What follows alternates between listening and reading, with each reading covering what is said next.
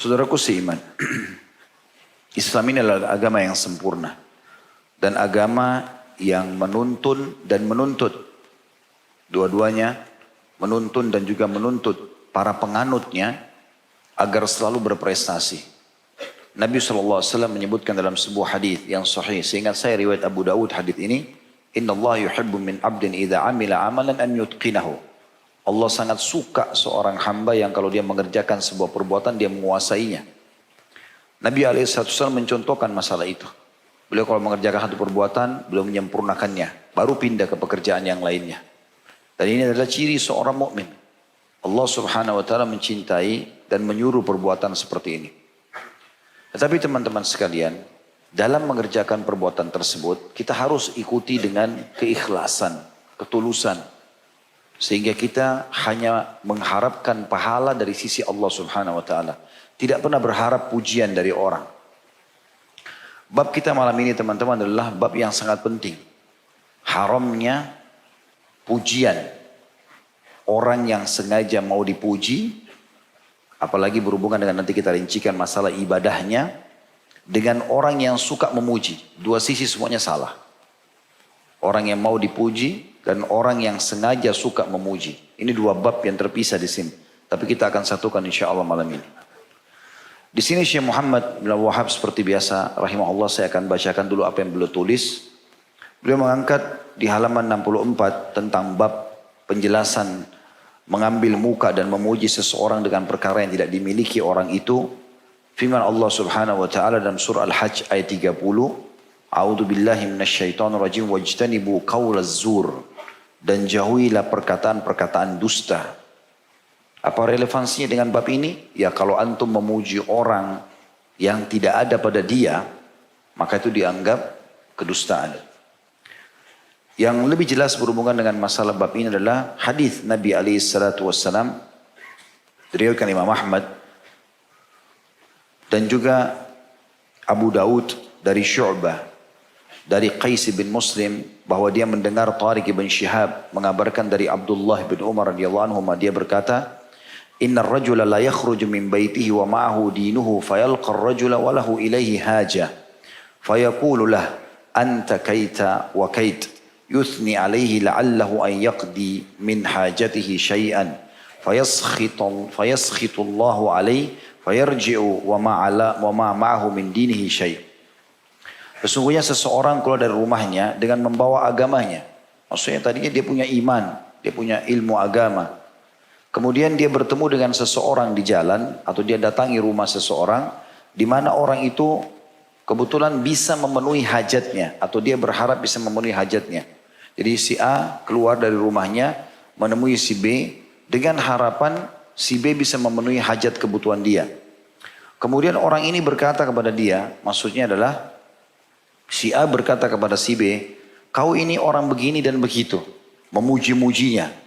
Kau ini orang dermawan, kau ini orang baik, kau ini orang begini. Dengan tujuan, kata Nabi SAW, atau dengan harapan agar dia memenuhi sedikit dari kebutuhannya.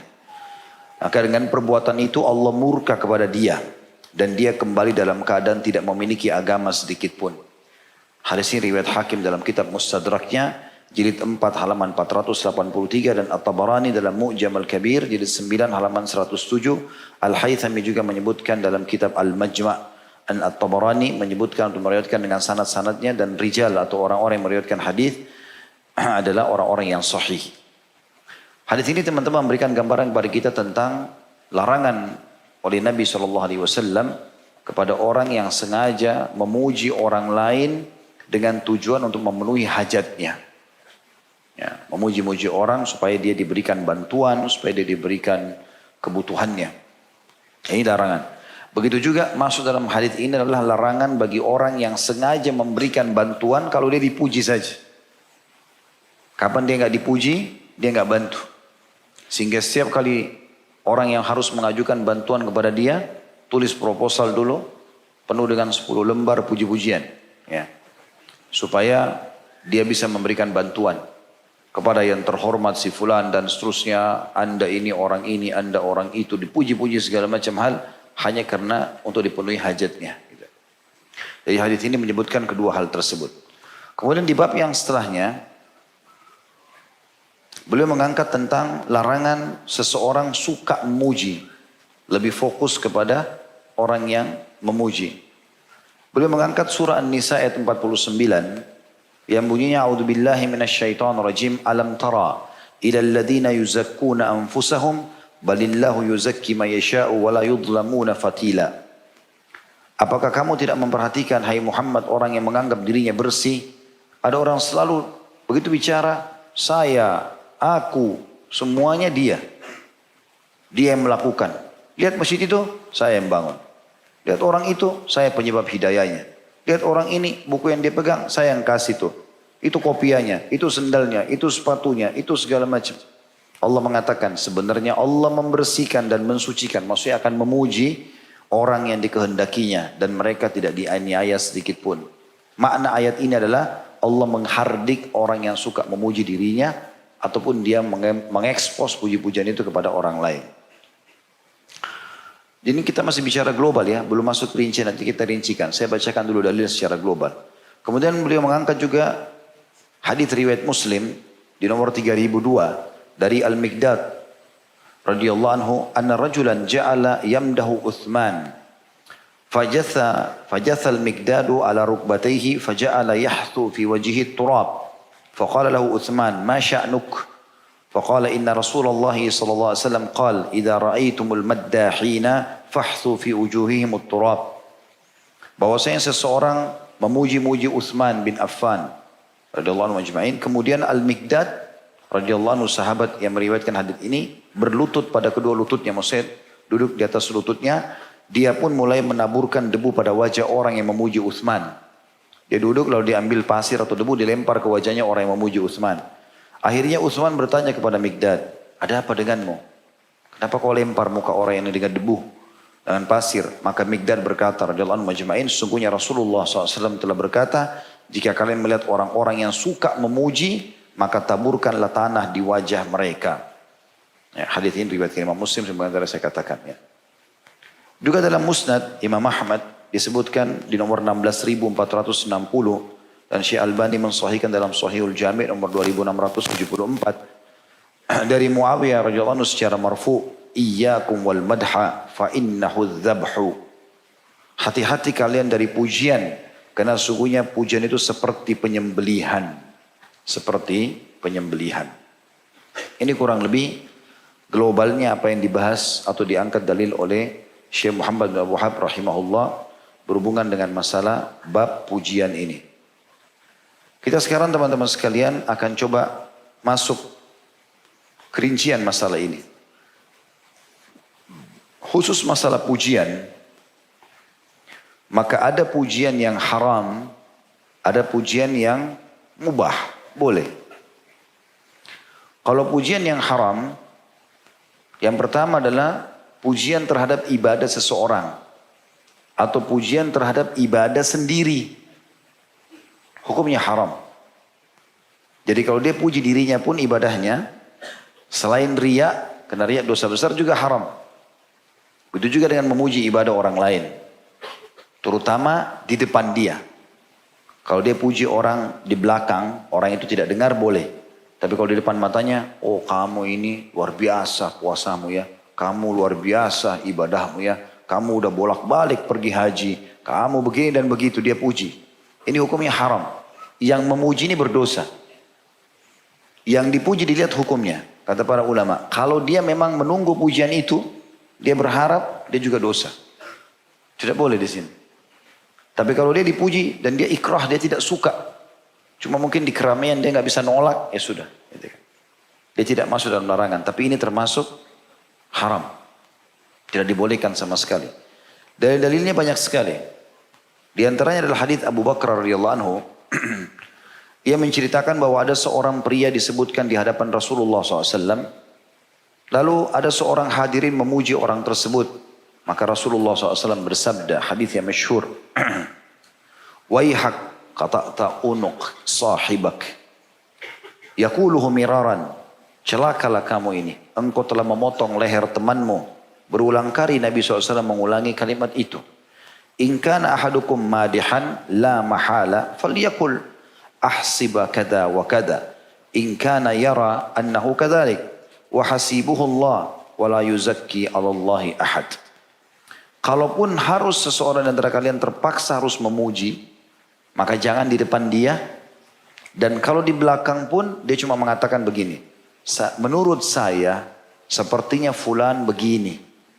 Menurut saya. Jadi misalnya orang tanya, bagaimana menurutmu si fulan? Ada orang yang mau menikah sama anaknya, lalu dia tanya, tahu gak orang itu? Menurut saya orangnya saleh. Menurut saya kira-kira orangnya salehah misal. Dan dia dianjurkan mengucapkan, dan saya tidak memuji, ya. Jika betul-betul dia menganggap kondisinya begitu, kata Nabi SAW. Dan dia mengatakan, dan sebenarnya Allah lah yang mensucikan seseorang, dan tidak ada yang suci, ya, kecuali yang disucikan oleh Allah SWT. Wala uzaki 'ala Allahi ahad, dan saya tidak bisa mensucikan orang di hadapan Allah. Dia Allah yang lebih tahu. Itu kalau betul-betul darurat dia harus memuji. Jadi dua-dua teman-teman ya, dari dua sisi ya. Sisi kita tidak boleh memuji orang, terutama ibadahnya. Kita pun tidak boleh berharap dipuji. Ya. Abu Musa juga berkata bahwasanya Rasulullah SAW pernah mendengar seorang laki-laki berlebihan dalam memuji seseorang. Maka beliau bersabda, ahlaktum au qata'tum dhahra rajul. Kalian telah membinasakan dan mematahkan punggung orang itu. Hadis sahih riwayat Bukhari. Dan juga disebutkan oleh Imam Muslim hadis ini. Kemudian juga ada seseorang laki-laki memuji orang lain di hadapan Umar bin Khattab. Lalu Umar marah. Ya, Umar mengatakan, aqartar rajul. Ya, engkau telah menyembelih orang itu. Ya, aqarakallah. Semoga Allah menyembelihmu. Gitu. Ini cara Umar. Gitu. Allah. Kalau antum mau ikuti boleh-boleh saja. Lalu Umar berkata, al-madhu zabah. Ketahuilah puji-pujian itu adalah penyembelihan. Karena memang tadi ada hadis yang kita sebutkan ya. Kalau memuji itu adalah penyembelihan. Tadi sudah kita sebutkan hadisnya yang diriwayatkan oleh Imam Ahmad dalam buku ini. Diangkat oleh Syekh Muhammad bin Abu Wahhab. Yaitu iyyakum wal madah fa innahu zabah. Kemungkinan besar Umar bin Khattab adalah berpegang pada hadis ini radhiyallahu anhu. Hati-hati kalian dengan puji-pujian, baik kalian memuji orang atau kalian dipuji, berharap dipuji, karena itu adalah penyembelihan. Dalam arti kata seperti bunuh diri sendiri. Sia-sia semua amal itu. Kalau kita pujikan kepada orang, dia jadi riya, hilanglah pahala dia. Kalau kita dipuji, ya kita pun menunggu pujian tersebut, kita juga bisa jadi riya, hilang juga pahala tersebut. Kemudian teman-teman sekalian, juga pernah ada seseorang di dalam riwayat yang sahih sedang sholat di hadapan Nabi SAW. Sholatnya khusyuk sekali. Bagus. Tapi di ujung masjid. Ya. Kemudian ada beberapa sahabat yang menyaksikan sholatnya orang itu. Rukuknya, sujudnya, tidak semua dengan tumak nina. Tenang sekali. Dan orang lihatnya aja nyaman lihat sholatnya orang ini. Maka ada satu orang sahabat nyeletuk situ mengatakan, ya Rasulullah, saya suka sekali ibadahnya orang ini. Kata Nabi SAW, jangan sampai kau perdengarkan kepada dia. Kalau kau perdengarkan, maka kau telah membunuhnya. Kau telah membunuhnya. Jadi kalau teman-teman ibadah sebagus apapun, tidak ada yang puji, bagus. Malah positif itu. Karena memang tidak boleh. Kita dilarang memuji, kita juga tidak boleh berharap dipuji. Dua sisi ini. Lakukan saja lillahi ta'ala. Kemudian yang kedua teman-teman sekalian, adalah tidak boleh memuji untuk mencari muka. Sengaja supaya dapat kedudukan, dipenuhi hajatnya, ini hukumnya haram. Dia muji. Ya. Tadi yang pertama kan tidak boleh puji ibadahnya orang. Tidak boleh juga puji ibadah dia sendiri. Yang kedua, yang pujian haram ini adalah puji cari muka.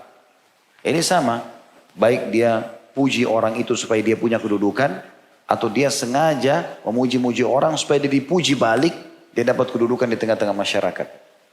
Dalilnya tadi hadis yang sudah kita sebutkan. Bahwasanya Nabi SAW bersabda, ada orang keluar dari rumahnya, dia memiliki agama dan iman. Tapi akhirnya dia menemui si fulan, kemudian dia memuji-muji orang itu supaya dipenuhi hajatnya. Maka dia akan kembali dalam kondisi Allah murka padanya dan tidak punya agama lagi. Dalam arti kata Allah hapus imannya. Kemudian juga yang ketiga yang pujian haram adalah tidak boleh memuji yang tidak ada atau tidak dimiliki. Yang tidak dimiliki secara mutlak tidak boleh. Hukumnya haram. Ya. Misalnya kita puji-puji, oh kamu dermawan, padahal orangnya bakhil. Nah, misalnya, oh kamu syekh, kamu seorang alim, padahal orangnya bodoh. Ya. Ini nggak boleh. Jadi tidak ada pada dia, gitu kan? Hukumnya haram, dan ini masuk dalam umumnya dalil-dalil masalah manipulasi, menipu. Ya, karena ini banyak dilakukan oleh orang-orang memang dasarnya mau menipu ya. Pernah ada di senukil kisah, ada orang mengaku nabi palsu. Setelah Nabi Muhammad SAW meninggal gitu. Beberapa waktu di zaman tabi'in gitu, saya lupa juga namanya orang itu. Karena tidak penting juga untuk diingat gitu. Jadi orang ini rupanya mengaku nabi. Bagaimana caranya? Dia negosiasi sama teman-temannya gitu. Nanti sebentar sholat duhur di masjid Jami' di Irak ini, ramai orang datang. Kata temannya, 2 orang, nanti saya akan bilang, telah turun firman Allah kepada teman kami si fulan. Gitu kan. Nanti setelah itu, kamu akan bicara. Gitu kan. Apapun yang kau bicara, kami dukung, wah itu wahyu. Baik, habis salam, naiklah 2 orang ini bicara. Semalam saya mimpi begini, yang satu bilang saya mengetahui begini dan begitu. Ternyata kami bergembira karena teman kami adalah seorang nabi. Namanya Fulan bin Fulan, ada duduk di situ. Maka di masjid gemuruh, ini nabi palsu. Bagaimana bisa mengaku nabi setelah Nabi SAW meninggal gitu kan. Lalu orang yang bodoh ini berkata apa, yang mau dianggap sebagai nabi. Begitu orang ribut lalu dia mengatakan, ya ayyuhalladzina amanu la tarfa'u aswatakum fawqa sawtin nabi. Hai orang beriman, janganlah kalian mengangkat suara kalian di atas suara nabi. Maksudnya dia nabi. Padahal ayat ini turun untuk Nabi Muhammad SAW. Tapi seperti itu. Ya. Tidak ada apa hubungannya, tidak ada kenabian pada dia. Dusta. Dan kata Nabi SAW, ketahuilah akan keluar 50 dajjal, semuanya pendusta. Gitu kan. Mereka semua mengaku nabi, tapi ketahui aku penutup para nabi dan rasul. Jadi kalau zaman sekarang orang mengaku langsung dusta, udah nggak ada lagi. Tidak ada lagi nabi-nabi. Dan itu sudah keluar di zaman Nabi SAW. Musaylim al-Kadzab yang dibunuh oleh pasukan Abu Bakar radhiyallahu anhu ajma'in. Dengan Khalid bin Walid dan seterusnya. Sahabat-sahabat Nabi yang lain. Begitu juga dengan Al-Aswad al-Unsi. Kemudian teman-teman sekalian. Ada pujian yang dibolehkan. Ada pujian yang tidak boleh. Pujian yang dibolehkan ini. Semua yang berhubungan dengan masalah urusan dunia boleh dipuji. Bajunya bagus, sendalnya bagus, mobilnya bagus, rumahnya bagus, sisiran rambutnya bagus, tidak apa-apa. Kamu dengan baju ini bagus sekali kelihatan, tidak apa-apa. Tidak ada hubungannya sama ibadah kan? Kalau sholat, kalau puasa, maksudnya ini dipuji-puji, ibadahnya ini yang dilarang. Tapi kalau prestasi dunia, dia naik jabatan, selamat ya atas kerja keras selama ini, oke. Tidak ada masalah. Karena urusan dunia tidak ada masalah. Silakan saja. Kita kagum dengan rumahnya, kagum dengan penampilannya, kagum dengan mobilnya. Cuma tinggal kita ikuti misalnya kita bilang Masya Allah misalnya. Itu boleh. Masuk dalam masalah ini tentunya juga kalau ada orang bertanya tentang masalah seseorang yang mau investasi kerja sama kita. Atau misalnya ada orang yang mau menikah dengan anak atau saudara kita. Kemudian ada orang bertanya atau kita bertanya pada orang lain. Semuanya dibolehkan. Tidak ada masalah. Di sini juga boleh kita menceritakan dari sisi kita prestasi dunia.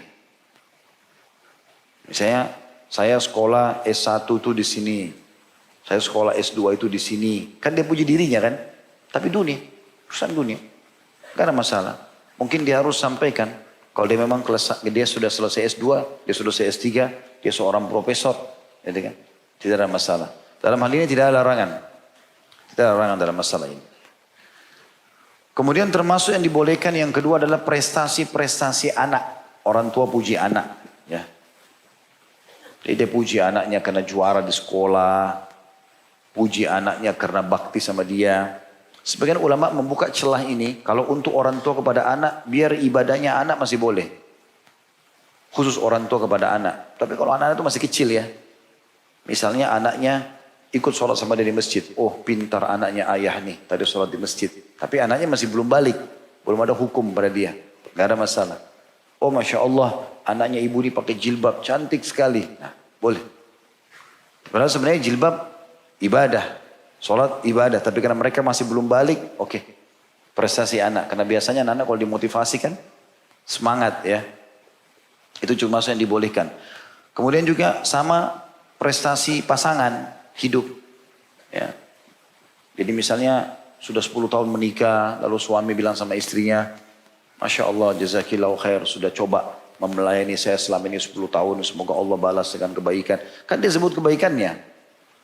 Tapi ini untuk memotivasi supaya dia lebih semangat mengerjakan kewajibannya, oke, prestasi pasangan. Atau seorang istri mengatakan, jazakallah khair pada suaminya, selama ini sudah bekerja keras buat saya, ya sehingga kebutuhan saya sama anak-anak dipenuhi. Kan mencari nafkah ibadah juga sebenarnya, tapi kan dia puji. Tapi di sini betul-betul dia niatnya bukan supaya suaminya ria atau apa. Bentuk terima kasih. Tidak ada masalah, gitu kan. Atau misalnya masuk dalam masalah ini, orang lain membantu. Misal orang lain mengangkatin barang kita, atau kita jatuh, lalu dibantu sama dia, lalu kita mengatakan, terima kasih ya, kamu baik sekali. Gak ada masalah. Gak ada larangan dalam masalah itu. Karena insya Allah dengan ini, tidak ada maksud orang yang sedang memuji, untuk memuji ibadahnya dia, tapi karena bentuk terima kasih.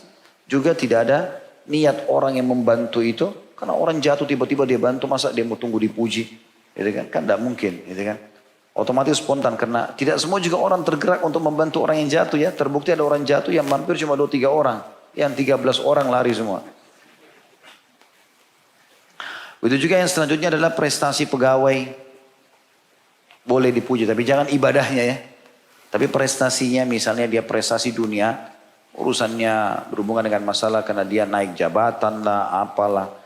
Dia melakukan, dia dibuatlah pertandingan atau persaingan positif lah di perusahaan. Siapa yang bulan ini datang on time semuanya akan diberikan reward ini dan itu misalnya. Ya, diberikan hadiah. Maka dipujilah dia. Di depan teman, inilah contoh pegawai yang baik. Misalnya. Nah itu tidak ada masalah. Karena untuk motivasi orang lain berbuat kebaikan. Gitu kan. Dan itu yang Nabi SAW lakukan pada saat Utsman bin Affan nyumbang jihad. Banyak sekali kan disumbang.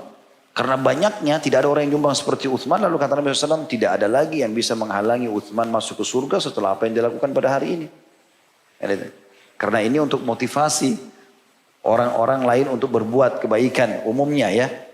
Dan tidak ada maksud Nabi SAW untuk menjatuhkan Utsman. Utsman pun termasuk orang yang bisa mengontrol diri dalam masalah seperti itu. Karena terbukti sahabat-sahabat ini pada saat dipuji malah mereka makin takut. Umar bin Khattab dengan banyaknya pujian Nabi SAW kepada beliau, jaminan surga segala macam. Waktu dalam satu statementnya, salah satu statement dia mengatakan begini. Kalau seandainya wahai muslimin di hari kiamat nanti, kalian semua dipanggil atau Allah akan mengatakan seluruh muslimin masuk surga kecuali satu orang. Maka saya khawatir kalau satu orang itu adalah saya. Kata Umar begitu, bentuk tawaduknya radhiyallahu anhu. Jadi supaya dia takut. Padahal banyak sekali pujian yang sampai kepada jiwa-jiwa seperti ini. Ya tentu saja sudah kebal dan tidak ada lagi masalah dengan masalah pujian-pujian tersebut. Begitu juga dengan prestasi kejuaraan ya, pertandingan musabaqah Quran misalnya atau tahfidz Quran. Si fulan bin fulan juara 1, silakan tampil. Ini hadiahnya. Prestasi supaya orang lain termotivasi mau belajar Quran. Ranking 1, urusan cum laude dan segala macam. Boleh. Gak ada masalah. Nah ini hal yang boleh dan hal yang tidak boleh, gitu kan? Imam Syafi'i rahimahullah memberikan batasan yang baik di sini. Beliau mengatakan banyak sekali hadis dan semua rata-rata itu hadis sahih tentunya, yang sifatnya satu sisi memuji, satu sisi melarang pujian, sehingga kita bisa menyatukan di tengah-tengahnya, yaitu melihat kondisi orang tersebut. Apabila orang itu dasarnya tidak ada hubungannya sama dia, berhubungan dengan pujian tersebut, dipuji nggak dipuji tetap saja dia luar biasa. Seperti misalnya para sahabat muji Nabi SAW. Engkau adalah Rasulullah, engkau adalah kekasih Allah. Nabi SAW biasa saja. Nggak mempan pujian itu membuat beliau jadi riak gitu ya. Seperti itulah. Dan begitu juga Nabi SAW memuji para sahabat. Tapi secara global seperti misalnya sabda Nabi SAW ya. Di dalam hadis yang sahih. Kata Nabi SAW, Ni'mar rajul Abu Bakar. Lelaki atau pria terbaik. Layak jadi ayah, jadi teman, jadi suami. Ya, jadi anak. Ini yang terbaik Abu Bakar. Ni'mar rajul Umar. Juga laki-laki terbaik setelah itu adalah Umar. Ni'mar rajul Abu Ubaidah. Lelaki terbaik setelah itu adalah Abu Ubaidah. Ni'mar rajul Usaid bin Khudair. Termasuk laki-laki terbaik adalah Usaid bin Khudair. Ni'mar rajul Thabit bin Qais. Dan setelah itu adalah laki-laki terbaik adalah Thabit bin Qais bin Syammas. Ni'mar rajul Mu'adz bin Amr bin Jamuh. Sebaik-baik laki-laki adalah Mu'adz bin Amr bin Jamuh. Mu'adz, ayahnya dia Amr bin Jamuh adalah salah satu syahidnya Uhud. Nah ini Mu'adz anaknya. Dan Nabi SAW mengatakan ni'mar rajul Mu'adz bin Jabal. Dan sebaik-baik laki-laki adalah Mu'adz bin Jabal. Juga Nabi SAW memuji yang lain. Seperti misalnya perkataan beliau atau Abu Bakar dalam hadis Bukhari pada saat bicara masalah hadis isbal itu ya. Yang hadis sahih. Yang kata Nabi SAW semua yang di bawah mata kaki akan masuk neraka. Maka Abu Bakar datang mengatakannya Rasulullah. Saya kalau sholat nih jadi sering melorot sarungnya. Karena Abu Bakar orangnya badannya kurus gitu kan. Sering melorot sarungnya. Maka kalau saya supaya dia tidak melorot saya tahan. Cuma kadang-kadang dia melorot turun menutupi mata kaki. Apakah saya termasuk golongan itu yang dianggap sombong? Maka Nabi SAW mengatakan, innaka lasta minhum. Kau bukan golongan mereka. Kan juga termasuk pujian. Tetapi Nabi SAW sangat yakin kondisi Abu Bakar radhiyallahu anhu beda. Ini orang sudah luar biasa gitu dalam ibadahnya. Ya. Begitu juga Amir bin Sa'ad radhiyallahu anhu, sahabat Nabi yang mulia, dalam hadis Bukhari Muslim, dia mengatakan, ma sami'tu Rasulullah SAW yaqul li hayy yamshi innahu fil jannah illa li Abdullah bin Salam. Illa li Abdullah bin Salam. Ya, Abdullah bin Salam. Jadi dikatakan, atau Abdullah bin Salam. Amir bin Sa'ad radhiyallahu anhu mengatakan, aku tidak pernah mendengar Nabi SAW untuk manusia hidup yang masih jalan hidup dijamin surga kecuali Abdullah bin Salam. Ini pendeta Yahudi yang masuk Islam, sahabat Nabi mulia radhiyallahu anhu yang pernah sudah kita bahas dalam serial sahabat kita. Tentu ini perkataan Amir bin Sa'ad radhiyallahu anhu adalah pengalaman dia pribadi. Nabi SAW menyebutkan banyak sekali sahabat. Apa yang mereka dijaminkan surga gitu kan. Itu sudah sering Nabi SAW sebutkan. Tapi ini contoh saja. Jadi Nabi SAW pernah memuji Abdullah bin Salam dan mengatakan Abdullah bin Salam di surga. Gitu kan. Nah ini puji-pujian Nabi SAW berhubungan dengan masalah kejelasan bahwa boleh memuji ya. Tapi dengan keyakinan bahwa orang tersebut memang dasarnya tidak terpengaruh. Juga pernah dalam hadis riwayat Muslim, Nabi SAW jalan di satu perjalanan bersama para sahabat dan waktu itu yang ikut Ummul Mukminin Aisyah radhiyallahu anha. Maka selama perjalanan Nabi SAW batalkan puasanya dengan para sahabat dan juga mengqasar salat. Tapi Aisyah rupanya radhiyallahu anha berijtihad, beliau tidak mau mengqasar, tidak mau batalkan puasanya, tetap puasa dan juga tidak mau mengqasar, dia salat itmam. Maka kata Aisyah radhiyallahu anha dalam hadis riwayat Muslim ini, ya Rasulullah, Anda dan seluruh, maksudnya Anda atau kalian dengan sahabat-sahabat Anda ini berbuka puasa sementara saya tetap lanjut puasa. Kemudian Anda juga dan teman-teman Anda, sahabat Anda mengqasar salat sementara saya mengitmamnya. Artinya seakan-akan Aisyah ingin mengetahui, ya Rasulullah, boleh nggak ini? Jadi bukan minta pujian sebenarnya. Tapi Nabi SAW mengatakan, ahsanti. Bagus yang kamu lakukan itu. Begitu saja. Nabi SAW memberikan dukungan positif di sini. Gitu kan? Dalam arti kata bukan membuat Aisyah hanya jadi riak, tapi mengatakan yang kau lakukan positif. Boleh saja. Kau mau itmam sempurna atau kau mau kasar, boleh, mau lanjut puasa atau tidak lanjut puasa juga boleh. Dan para sahabat ini salah satu ciri khas mereka karena mereka sudah faham tentang masalah ini. Mereka tidak pernah memuji orang yang melakukan ibadah itu dan juga tidak menyalahkan orang yang tidak melakukan ibadah selama masih ada rukhsah, keringanan.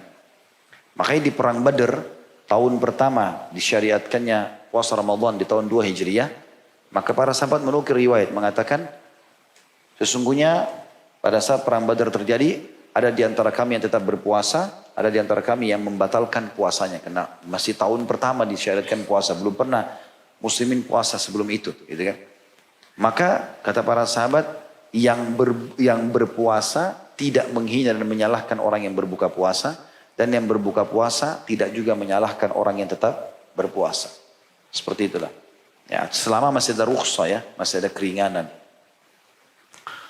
Teman-teman sekalian, khusus bagi orang yang suka memuji-muji ini, memang dilarang dan kita harus berikan dia pelajaran gitu, ya. Dan pelajarannya ini kalau memang kita tahu dia maddah, sebagaimana di sini di halaman 65 ya. Karena beliau mengkhususkan orang yang maddah, yang suka muji. Ini biasanya kalau kita temui dia selalu pujian yang dia lontarkan gitu kan. Nah, orang seperti ini dianjurkan untuk meletakkan debu di wajahnya.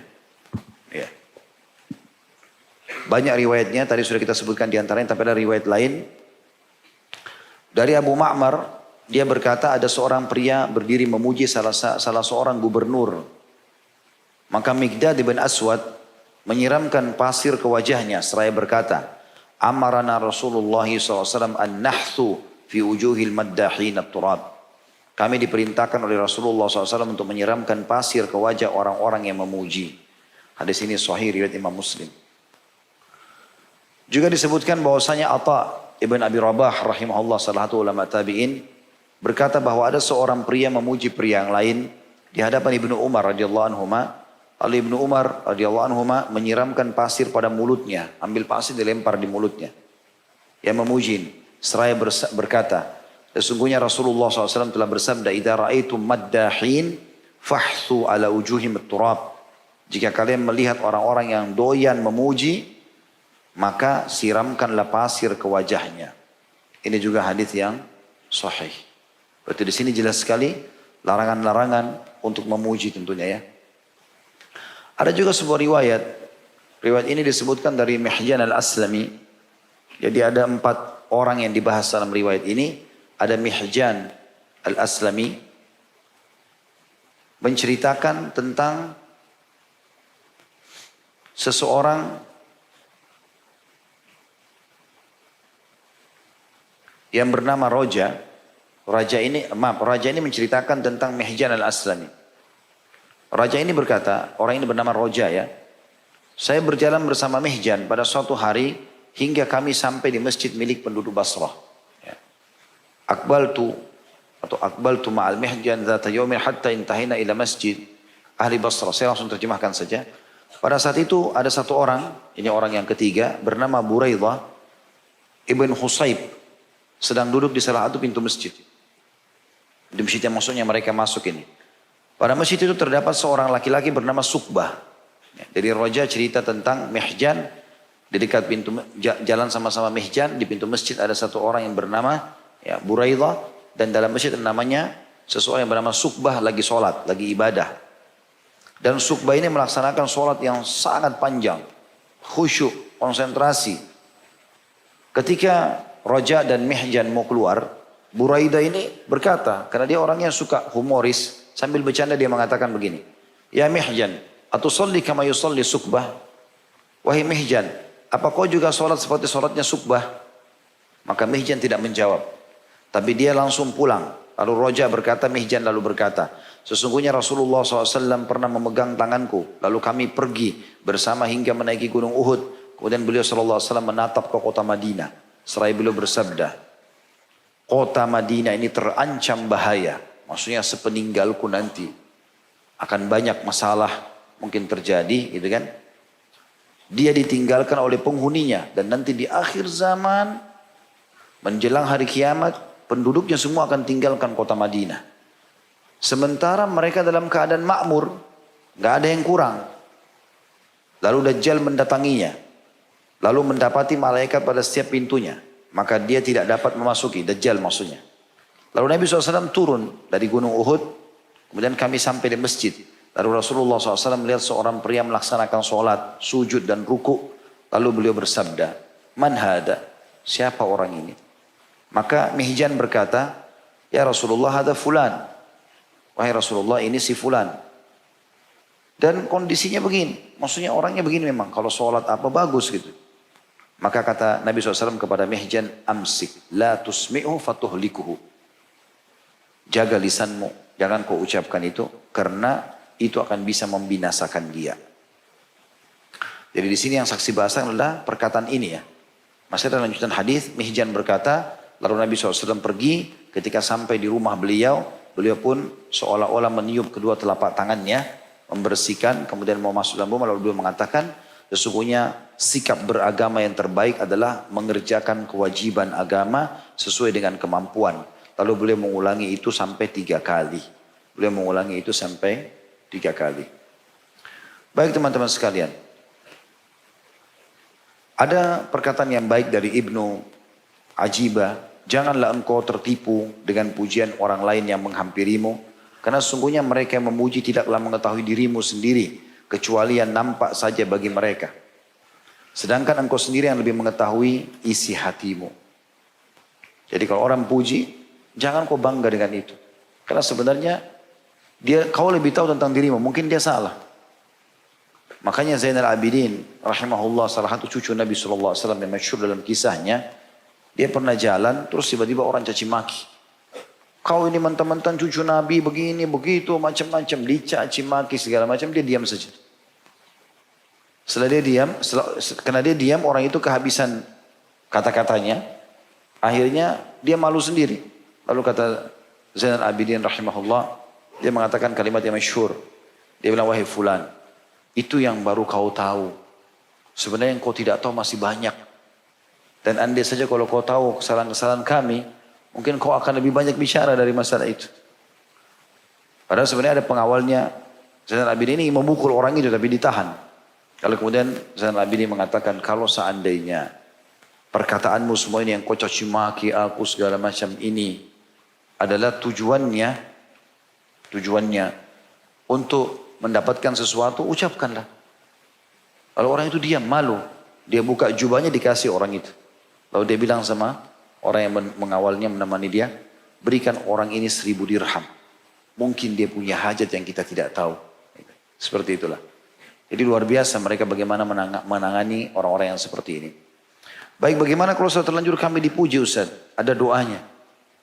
Kalau antum dipuji, misal dan antum dengar, oh ternyata ada si fulan puji. Kan tadi kita bilang, batasannya kalau orang memuji orang lain tapi bukan di depannya, masih ada yang membolehkan. Ya. Tapi kalau di depannya langsung dikhawatirkan bisa membinasakan dia. Gitu kan. Tapi kalau bukan di depannya mungkin. Dan kita mungkin berpikir bukan niatnya supaya sampai ke dia. Supaya kita dapat manfaat duniawi, enggak. Maka dalam sebuah riwayat disebutkan bahwasanya Abu Bakar berkata pada saat berdoa, Allahumma anta a'lam minni binafsi. Ya Allah, sungguhnya engkau lebih mengetahui keadaan diriku daripada diriku sendiri. Wa ana a'lam binafsi minhum. Karena aku lebih tahu diriku daripada orang-orang yang memuji ini. Allahumma ja'alni khairan mimma yadhunnun. Ya Allah, jadikanlah aku lebih baik daripada apa yang mereka sangkakan. Ya. Waghfirli ma la ya'lamun. Dan maafkanlah kesalahanku atas apa yang mereka tidak ketahui. Wala tu'akhidni bima yaqulun. Dan janganlah engkau menghukumku dari puji-pujian mereka ini. Ya, jadi saya ulangi. Allahumma anta a'lamu minni binafsi. Allahumma anta a'lamu minni binafsi.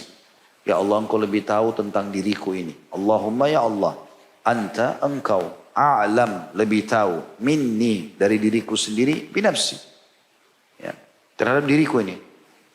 Allahumma anta a'lamu minni binafsi. Wa ana a'lamu binafsi minhum. Wa ana dan saya a'lamu lebih mengetahui binafsi tentang diriku minhum daripada orang-orang yang muji ini.